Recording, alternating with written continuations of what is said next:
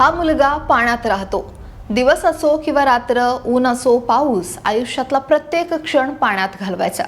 ऐकायला अजब वाटतंय, पण विचार करा, जर एका 16 वर्षांच्या मुलाला फक्त जगण्यासाठी, आपल्या अंगाची होणारी लाही लाही जळजळ थांबवण्यासाठी चक्क तलावाच्या पाण्यात बसून राहावं लागतंय।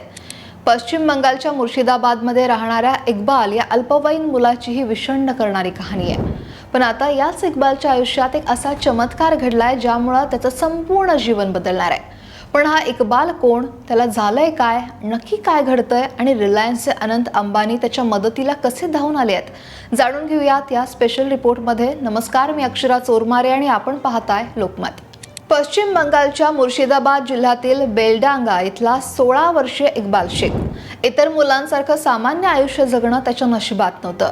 गेल्या 5 वर्षांपासून इक्बाल एका दुर्धर त्वचा रोगाशी झुंजतोय आणि या आजारामुळे त्याच्या शरीरावर इतकी तीव्र आणि असह्य जळजळ होते की त्याला पाण्यात राहण्याशिवाय पर्याय उरत नाही। पाणी त्याच्या शरीराला थंडावा देतं आणि जळजळीपासून तात्पुरतं का होईना आराम मिळवण्याचा तो एकमेव मार्ग असतो। इक्बाल जसा तलावाच्या पाण्याबाहेर येतो तशी त्याच्या संपूर्ण शरीरावर असह्य जळजळ सुरू होते। त्वचेची आग एवढी भयंकर असते की त्याला वेदनेनं ओरडावं लागतं। या वेदनांपासून सुटका मिळवण्यासाठी त्याच्याकडे एकमेव मार्ग उरतो, तो म्हणजे तलावाचं पाणी। दिवसाचे अनेक तास, अगदी रात्रीही इक्बालला या तलावातच काढावे लागतात। तो पाण्यातच जेवण करतो, कुटुंबाशी गप्पा मारतो। ही फक्त शारीरिक वेदना नाही तर सामाजिक आणि मानसिक त्रासही त्याला सहन करावा लागतोय। त्याचं शरीर सतत पाण्यात असल्यानं पिवळं पडलंय, त्वचा मऊ झाली आहे, संसर्गाचा धोका सुद्धा वाढलाय। त्याला सर्दी, खोकला आणि न्यूमोनियाची लक्षणं सुद्धा वारंवार दिसतात। इक्बालच्या गरीब कुटुंबाला त्याच्या या उपचारांचा खर्च खरं तर परवडणारा नाही। त्यांनी अनेक ठिकाणी मदत मागितली, पण काहीही उपयोग झाला नाही। त्यांच्यासाठी इक्बालचं हे जीवन म्हणजे एक न संपणारी वेदना होती। पण काही दिवसांपूर्वी इक्बालचा पाण्यात बसलेला एक व्हिडिओ सोशल मीडियावर मोठ्या प्रमाणात व्हायरल झाला। या व्हिडिओनं अनेकांना हादरवून सोडलं। इक्बालच्या या दयनीय अवस्थेची माहिती रिलायन्स इंडस्ट्रीजचे कार्यकारी संचालक अनंत अंबानी यांच्यापर्यंत पोहोचली। अनंत अंबानी हे नेहमीच सामाजिक कार्यांमध्ये आणि विशेषतः आरोग्य सेवा क्षेत्रात पुढाकार घेतात।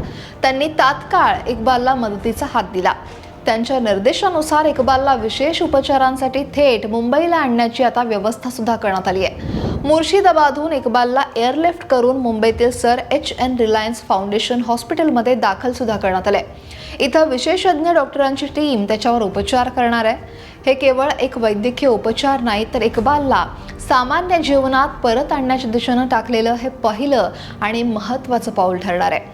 देशातील उत्तम आणि तज्ज्ञ डॉक्टरांची टीम आता इक्बालच्या या दुर्मिळ आजारावर संशोधन करते आणि उपचार सुद्धा त्याच्यावर सुरू आहेत। नक्की त्याच्या त्वचेला काय त्रास होतो, या दुर्मिळ आजाराचं मूळ काय आहे शोधून त्याच्यावर कायमस्वरूपी इलाज केला जातोय। इक्बालच्या कुटुंबासाठी हा एक चमत्कार आहे। वर्षानुवर्षे ज्या उपचारांसाठी ते झगडत होते, आता त्यांना ते उपचार मिळत आहेत। त्यांच्या चेहऱ्यावरचा आनंद आणि अनंत अंबानींबद्दलची कृतज्ञता स्पष्ट दिसते। इक्बालच्या उपचारात किती वेळ लागेल किंवा त्याचं आयुष्य पूर्णपणे पूर्ववत होईल का, हे आत्ताच सांगणं कठीण आहे। पण अनंत अंबानींच्या मदतीनं त्याला सर्वोत्तम उपचार मिळणार आहेत। ही कहाणी, ही गोष्ट फक्त इक्बालची नाही आहे, तर गरजूंना योग्य वेळी मिळालेल्या मदतीची आणि माणुसकीची आहे। ही कहाणी त्या आशेची आहे जी कोणत्याही संकटावर मात करण्याची ताकद देते। इक्बालच्या या नव्या प्रवासासाठी त्याला आपल्या सगळ्यांच्या शुभेच्छांची गरज आहे। इक्बालचा हा खडतर प्रवास, अज्ञात आजार आणि अनंत अंबानींची मदत, या संपूर्ण प्रकरणाविषयी तुम्हाला काय वाटतंय? कमेंट नक्की करा आणि लोकमत सबस्क्राईब करायला विसरू नका।